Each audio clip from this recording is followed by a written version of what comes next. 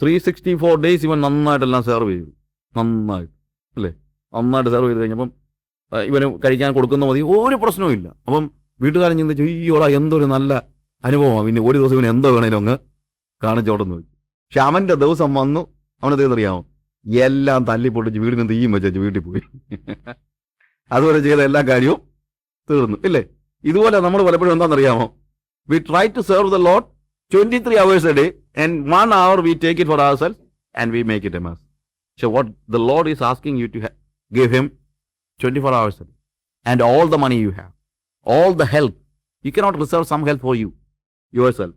നമുക്ക് ഇഷ്ടമുള്ള കാര്യങ്ങൾ ചെയ്യാനായിട്ട് എൻ്റെ സ്വകാര്യ അല്ലെങ്കിൽ ദൈവത്തിനല്ലാതെ ഒരു കാര്യത്തിന് വേണ്ടി എൻ്റെ ഹെൽത്ത് ഉപയോഗിക്കാൻ എനിക്ക് അവകാശമില്ല. ദൈവത്തിന് വേണ്ടി അല്ലാതെ ഒരു പണം എനിക്ക് ഉപയോഗിക്കാൻ അവകാശമില്ല. ദൈവത്തിന് വേണ്ടി അല്ലാതെ എൻ്റെ എന്തെങ്കിലും കഴിവുകളെ ഉപയോഗിക്കുവാൻ എനിക്ക് അവകാശമില്ല. It all should be using it for the furtherance of the kingdom of God. ദൈവത്തിനും ദൈവരാജ്യത്തിനും വേണ്ടി മാത്രം എൻ്റെ വാക്കുകൾ, എൻ്റെ ചിന്തകൾ, എൻ്റെ പ്രവൃത്തികൾ, എൻ്റെ സമയം. ഞാൻ ഒരു ദിവസം 10,000 സ്ത്രീകൾ 10,000 വാക്കുകൾ ഉപയോഗിക്കുന്നു പറയുന്നു. 10,000 തൊട്ട് 15,000 വാക്കുകൾ വരെ സ്ത്രീകൾ ഉപയോഗിക്കുമെന്നാണ് പറയുന്നത്. പുരുഷന്മാർ നോർമലി 5,000 തൊട്ട് 7,000 വാക്ക് വരെ ഉപയോഗിക്കുമെന്നാണ് പറയുന്നത്. പുരുഷന്മാർ നോർമലി 5,000 തൊട്ട് 7,000 വാക്കുകൾ വരെ ഉപയോഗിക്കുമ്പോൾ സ്ത്രീകൾ എത്ര ഉപയോഗിക്കും? 10,000 തൊട്ട് 15,000 വാക്ക് വരെ. അത് പറഞ്ഞില്ലെങ്കിൽ അവർക്ക് ഉറക്കം വരത്തില്ല. അത് പറഞ്ഞില്ലെങ്കിൽ റിസർവ് ചെയ്ത് നോക്കും. ഇതിനകത്തെ പ്രശ്നം. പിന്നെ ആരെങ്കിലും കാണുമ്പോൾ ഇത് പറഞ്ഞേലേ പറ്റൂ. പക്ഷെ അതുകൊണ്ട് സ്ത്രീകൾ കൂടുതൽ ഓർക്കണം. എന്താണെന്നറിയാമോ, ഞങ്ങൾ 7,000 വാക്ക് വരെയൊക്കെ ശ്രദ്ധിച്ചാൽ മതി. നിങ്ങൾ 15,000 വാക്കും ആർക്ക് വേണ്ടി ഉപയോഗിക്കാൻ പറ്റുള്ളൂ? ദൈവത്തിന് വേണ്ടിയേ ഉപയോഗിക്കാൻ പറ്റുള്ളൂ. Words are it is power. അത് നമ്മുടെ ശക്തിയാണ്. വാക്കുകൾ നമ്മുടെ ശക്തിയാണ്. അത് കർത്താവിന് വേണ്ടി ഉപയോഗിക്കാനേ നമുക്ക് പറ്റത്തുള്ളൂ. അടുത്തായിട്ട് നമ്മൾ കാണുന്നത് പൂർണ്ണ മനസ്സോടെ. ഞാൻ അതിൻ്റെ ഓർഡർ ഒന്ന് റിവേഴ്സ് ചെയ്താണ് പറഞ്ഞെന്നുള്ളത്. പൂർണ്ണ ശക്തിയോടെ മനസ്സിലാക്കാനുള്ള കൂടുതൽ സൗകര്യത്തിന് വേണ്ടി. So when you serve your Lord with all your strength, you are not reserving anything for you, your money, your power, your words, your deeds, your health and wealth and talents and all the things that you have, everything, it belongs to Jesus. മുഴുവനും ദൈവത്തിന്. അപ്പോൾ മാത്രമേ നമ്മൾ പൂർണ്ണ ശക്തിയോടുകൂടി അവനെ സേവിക്കുന്നുള്ളൂ. പൂർണ്ണ മനസ്സോടെ എന്ന് ഇവിടെ ഉപയോഗിക്കുമ്പോൾ ഡീപ് തോട്ടിനെ കുറിച്ചാണ് പറയുന്നത്. ഡയനോയിയ, ഡീപ് തോട്ട്, ഏറ്റവും ആഴത്തിൽ. മൈൻഡ് എന്ന് പറയുമ്പോഴത്തേക്ക് നമ്മളുടെ ചിന്തകളുടെ ആഴത്തിൽ, വൊളീഷന്റെ ആഴത്തിൽ, ബുദ്ധിയുടെ ആഴത്തിൽ ഞാൻ ആരെ സേവിക്കും? യേശുവിനെ സേവിക്കും പൂർണ്ണ മനസ്സോടെ. ഇപ്പൊ പൂർണ്ണ ശക്തിയോടെ എന്ന് പറഞ്ഞാൽ മനസ്സിലായല്ലോ, പൂർണ്ണ മനസ്സോടെ. ഇവിടെ നമുക്ക് കർത്താവിനെ സേവിക്കുന്നതിനിടയ്ക്ക് ചോദ്യങ്ങളോ പറച്ചിലൊന്നുമില്ല. We have no confusion. There is no second thought. We just want to serve the Lord, and that is serving the Lord with all your mind. If you have a second thought, രണ്ടാമതൊരു ചിന്ത ഉണ്ടെങ്കിൽ, രണ്ടാമത് ആലോചിക്കുകയാണെങ്കിൽ, നമ്മളെപ്പോഴും ഒരു decision എടുക്കുന്ന എപ്പോഴാണെന്ന് അറിയാം? When two things are coming before our mind and we take a decision, and we choose one. അല്ലേ? രണ്ട് കാര്യങ്ങൾ നമ്മുടെ മുമ്പിൽ വന്നു നിൽക്കുന്നു. അതിനകത്ത് ഒത്തിരിയേറെ ആലോചിച്ചിട്ട് ഏതാ പ്രയോജനം എന്നൊക്കെ ആലോചിച്ച് കഴിഞ്ഞിട്ട് finally we take A decision. ഇല്ലേ? ഇതല്ലേ ഡിസിഷൻ മേക്കിംഗ്? അതാണല്ലോ നമ്മൾ തീരുമാനം എടുക്കുമ്പോൾ സംഭവിക്കുന്നതാണല്ലോ, റൈറ്റ്? പക്ഷേ ഇവിടെ പറയുന്നത് എന്താണെന്നറിയാമോ? ഇതിനകത്ത് രണ്ട് വസ്തുക്കൾ അല്ലെങ്കിൽ രണ്ട് കാര്യങ്ങൾ വന്ന് നിൽക്കുമ്പോൾ ഒരിക്കൽ പോലും എൻ്റെ ലീനിയൻസ് ദൈവികതയ്ക്ക് വിരുദ്ധമായ കാര്യങ്ങളിലേക്ക് പോകത്തില്ല. 100%. I think I have no options. I have only one thing to choose. രണ്ട് കാര്യങ്ങൾ വന്ന് നിൽക്കുമ്പോൾ അത് ചൂസ് ചെയ്താൽ എന്താണെന്ന് ചിന്തിക്കാൻ പോലും മെനക്കെടാതെ ദൈവത്തിന് വേണ്ടി ചിന്തിക്കുന്ന ഒരു സ്റ്റേജാണ്. We have no option. ഇവിടെ ഞങ്ങൾ ദമോയിൽ മധ്യപ്രദേശിലെ വി ഹാവ് എ ജീപ്പ്. അപ്പം ഞങ്ങളുടെ ഒരു മിഷണറി, അവന് ജീപ്പ് പുറയിലൊരു ബൈക്ക് ഇരിപ്പുണ്ടായിരുന്നു, motor bike. He didn't notice, അത്രയും ശ്രദ്ധിച്ചില്ല. ബൈക്ക് ചെന്നൊന്ന് മുട്ടി, ബൈക്കൊന്നും താഴെ വീണു. ഒന്നും പറ്റിയില്ല. ബൈക്കിൽ കുറച്ച് അവൻ്റെ മിററിൽ എങ്ങാണ്ടൊരു പോറൽ വീഴുവോ മറ്റോ ചെയ്തുള്ളൂ. അപ്പോൾ ഇവൻ പെട്ടെന്ന് എന്ത് ചെയ്യുന്നറിയാമോ?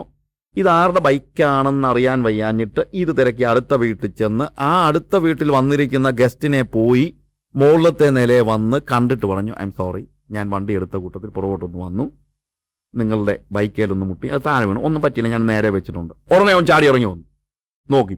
ഇങ്ങനെ നോക്കി ഫൈനലി ഇവത്തിലുള്ളൊരു ചെറിയ പോറൽ അവൻ കണ്ടുപിടിച്ച് കഴിഞ്ഞപ്പോഴത്തേക്ക് അവൻ പറഞ്ഞു, ആഹാ, ഇത് പോയിട്ടുണ്ടല്ലോ, ഇത് ചേഞ്ച് ചെയ്തേ പറ്റുള്ളൂ. അവൻ ഭയങ്കര ബഹളം.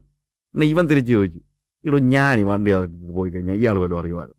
എൻ്റെ കരുണ കൊണ്ട് ഞാൻ എന്ത് ചെയ്തു, വന്ന് ഇത് ഇങ്ങേരോട് പറഞ്ഞെന്നല്ല ഉള്ളൂ ഇല്ലേ. അപ്പം ഞങ്ങളുടെ ഒരു സീനിയർ ഒരാൾ അവിടെ ഉണ്ടായിരുന്നു. പുള്ളി പറഞ്ഞു, മുനങ്ങി വന്നേ, നീ എന്താ പറഞ്ഞേ, നീ തട്ടിത്തിട്ട് മിണ്ടാതെ പോയായിരുന്നെങ്കിലോ. എടാ, നിനക്ക് അങ്ങനെ ഒരു ഓപ്ഷൻ ഉണ്ടോ? നിനക്ക് അങ്ങനെ ഒരു ഓപ്ഷൻ ഉണ്ടോ? പിന്നെ നീ എന്തോ ക്രിസ്ത്യാനി, നീ എന്തോ ശിഷ്യനാ? Do you think that you can just track down a bike and just straight away going? Do you think that is your, why do you think of that option? ആ വ്യക്തി അവനോട് ചോദിച്ചതാ, നീ അങ്ങനെ ഒരു ഓപ്ഷന്റെ കാര്യം എന്തുകൊണ്ടാ ചിന്തിച്ചത്? If you can think like that, you are not a disciple. അതാ ഞാൻ പറഞ്ഞത്, പൂർണ്ണ മനസ്സെന്ന് പറയുമ്പോൾ ഓപ്ഷൻ ഇല്ലാത്ത വ്യക്തികൾ. We have no option.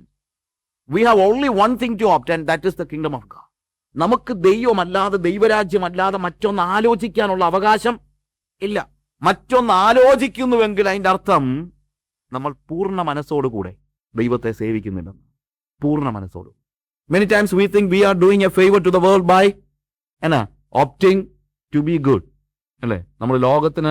നമ്മൾ നല്ലവരായിരിക്കാൻ തീരുമാനിക്കുന്നതോടെ നമ്മൾ ലോകത്തിനൊരു നന്മ, ലോകത്തിനൊരു ഔദാര്യം ചെയ്യുന്നുവെന്നാണ് നമ്മുടെ no way. If something like that comes to your mind, you are not serving the Lord with all your mind. അങ്ങനെ ഒരു ചിന്ത നമ്മുടെ മനസ്സിന്റെ ഉള്ളിൽ വരുന്നെങ്കിൽ അതിൻ്റെ അർത്ഥം നമ്മൾ പൂർണ്ണ മനസ്സോടെ കർത്താവിനെ സേവിക്കുന്നതിൽ പരാജയപ്പെടുന്നു എന്നുള്ളതാണ്. എൻ്റെ ഇച്ഛകളെല്ലാം അവൻ കൈയടക്കി വെച്ചിരിക്കുകയാണ്. എനിക്കിഷ്ടമുള്ള കാര്യങ്ങൾ ചെയ്യാൻ എനിക്ക് പറ്റത്തില്ല. എൻ്റെ ഇഷ്ടങ്ങൾക്ക് അവിടെ യാതൊരു വിലയുമില്ല. വിലയില്ലെന്നുള്ളതല്ല, ഞാൻ അതിനെക്കുറിച്ച് ആലോചിക്കുന്നില്ല. എൻ്റെ എല്ലാ ചിന്തകളെയും കർത്താവിന്റെ അനുസരണത്തിന് വേണ്ടി ഞാൻ പിടിച്ചടക്കിയിരിക്കുകയാണ്. കൊരിന്ത്യർ ലേഖനം 2 കൊരിന്ത്യർ 10 അതിന്റെ 5 വാക്യം. എപ്പോഴെങ്കിലും സമയമുണ്ടെങ്കിൽ അതെനിക്ക് ഒത്തിരി വിശദമായിട്ട് പറയാൻ ആഗ്രഹമുണ്ട്. പക്ഷെ ഞാൻ ഇപ്പോൾ അത് ജസ്റ്റ് ആ ഭാഗം ഒന്ന് വായിച്ച് അതിന്റെ അർത്ഥം ഒന്ന് പറയാൻ മാത്രം പരിശ്രമിക്കുകയാണ്. പക്ഷെ അത് വളരെ ശ്രദ്ധിക്കേണ്ടതായ ഒരു പാസേജാണ്. അവിടെ പറയുന്ന വാക്ക് എന്താണ്? അവിടെ പറയുന്നത് ചാപ്റ്റർ 10 വേഴ്സ് 5, അവയാൽ ഞങ്ങൾ സങ്കല്പങ്ങളും ദൈവത്തിന്റെ പരിജ്ഞാനത്തിന് വിരോധമായി പൊങ്ങുന്ന എല്ലാ ഉയർച്ചയും ഇടിച്ചു കളഞ്ഞ് ഏത് വിചാരത്തെയും ക്രിസ്തുവിനോടുള്ള അനുസരണത്തിനായിട്ട് പിടിച്ചടക്കും. ഏത് വിചാരത്തെയും, വി ക്യാപ്ചർ എവ്രി തോട്ട്. ഒരു ചിന്ത ഉണ്ടാകുമ്പോൾ, ഒരു ചിന്ത ഉണ്ടാകുമ്പോൾ ഞങ്ങൾ എന്ത് ചെയ്യുന്നു? അതിനെ ക്രിസ്തുവിനുള്ള അനുസരണത്തിനായിട്ട് പിടിച്ചടക്കുന്നു. What does it mean? ഒരു ചിന്ത, every thought will lead you to an action, ഇല്ലേ? ഓരോ ചിന്തയും എന്തിലേക്ക് നമ്മളെ നയിക്കുന്നുണ്ട്? ഒരു പ്രവൃത്തിയിലേക്ക് നമ്മളെ നയിക്കുന്നുണ്ട്. ആ പ്രവൃത്തിയിലേക്ക് പോകുമ്പോൾ ചിന്തയുടെ ലോകത്തിൽ ഓപ്ഷൻസ് ഉണ്ട്. ചിന്തയുടെ ലോകത്തിൽ എന്താണ് ഓപ്ഷൻ?